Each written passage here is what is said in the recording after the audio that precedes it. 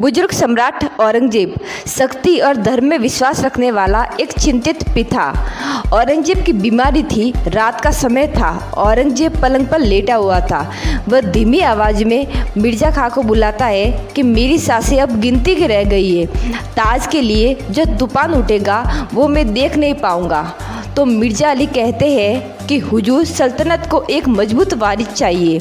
आप ही बताइए कौन है वह?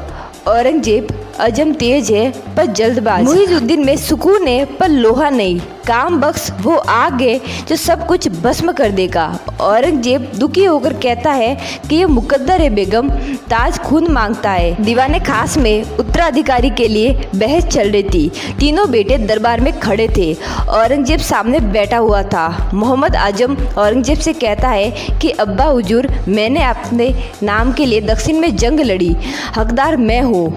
मुइजुद्दीन कहता है कि भाईजान, सल्तनत तलवारों से नहीं इंसाफ से चलती है। काम बख्श हंसते हुए कहता है कि बातें बहुत करते हो दोनों, ताज चाहिए तो मैदान में मिलो। औरंगजेब गुस्से में, बस जब तक मैं जिंदा हूँ कोई फैसला नहीं होगा, जो होना है मेरे बाद होगा। बाद में तीनों भाई गुस्से से एक दूसरे को देखते हैं और वहाँ से निकल जाते हैं। औरंगजेब की मृत्यु हुई, सन्नाटा छा गया। औरंगजेब का जनाजा जा रहा था। फजा में मातम था। तीनों बेटे दूर से देख रहे थे। औरंगजेब की आत्मा ने कहा कि मैंने राज किया मगर पिता बनना भूल गया। अब जो होगा वो इस ताज की कीमत को होगा। लेकिन युद्ध से पहले हम आपको इन तीनों भाइयों की पूरी जानकारी बताएंगे। जब मुगल बादशाह औरंगजेब का तीसरा पुत्र था, जो बाद में स्वयं मुगल बादशाह बना। आजम शाह का जन्म 28 जून 1653 को हुआ था, जब औरंगजेब के पसंदीदा पुत्रों में से एक था और उसे एक कुशल सैन्य नेता और प्रशासक के रूप में जाना जाता है। आजम शाह का जन्म औरंगजेब और उनकी पत्नी दिलसारा बानो बेगम के घर हुआ था।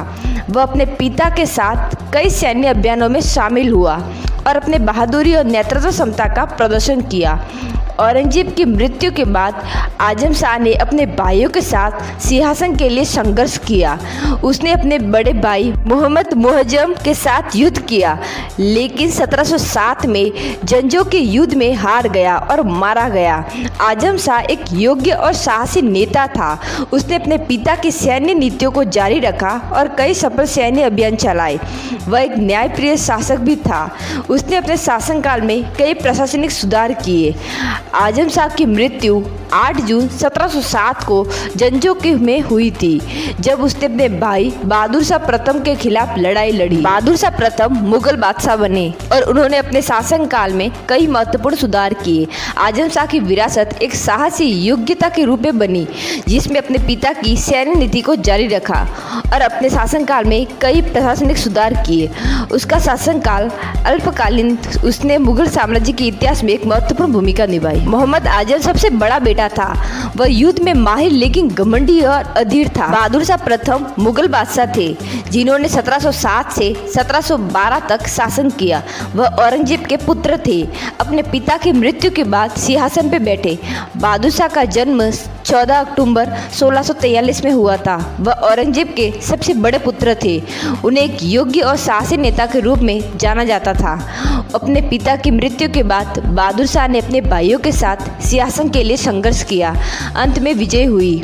बहादुर शाह ने अपने शासनकाल में कई महत्वपूर्ण नीतियां व सुधार लागू किए।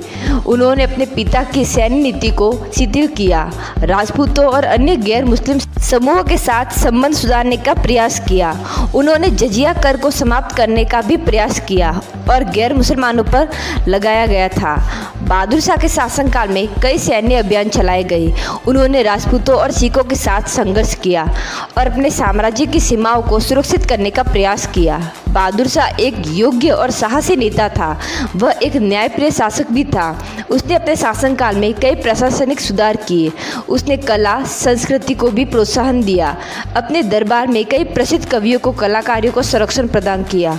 बहादुर शाह की मृत्यु 27 फरवरी 1712 को हुई थी। उनकी मृत्यु के बाद उनके पुत्रों के बीच सिंहासन के लिए संघर्ष हुआ। बहादुर शाह की विरासत एक योग्य और साहसी नेता के रूप में बनी हुई है, जिसने अपने शासनकाल में कई महत्वपूर्ण नीतियों और सुधार किए। उसका शासनकाल अल्पकालीन था। उसने मुगल साम्राज्य के इतिहास में एक महत्वपूर्ण भूमिका निभाई। बहादुर शाह समझदार, धैर्यवान और राजनीति के रूप में परिपक्व थे। कामबख्त सबसे छोटा, उग्र और स्वार्थी। कामबख्त मुगल बादशाह औरंगजेब का सबसे छोटा पुत्र था। वह एक साहसी और योग्य सैन्य नेता था, जिसने अपने भाइयों के साथ सिंहासन के लिए संघर्ष में हार गया।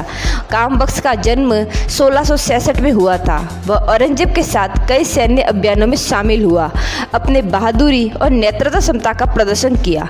उसने अपने पिता द्वारा कई महत्वपूर्ण पदों पर नियुक्ति भी की गई थी।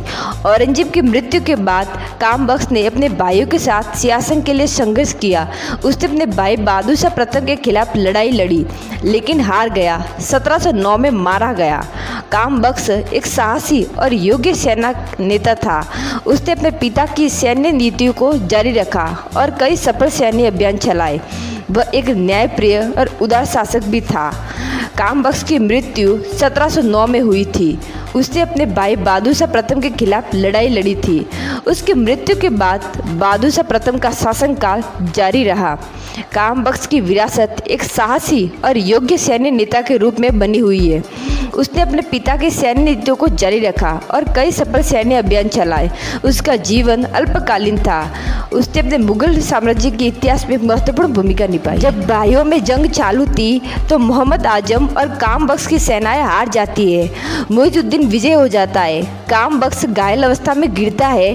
कामबख्त बोलता है, ताज तेरे सिर पर हो सकता है, लेकिन अब्बा की आंखों में मैं ही चमकता था। और ये कहते हुए वह मर जाता है। बाद में बहादुर शाह, जो कि मोहम्मद उजीम थे, उनको ताज पहनाया जाता है। सभी दरबारी जहांपना के नारे लगा रहे थे।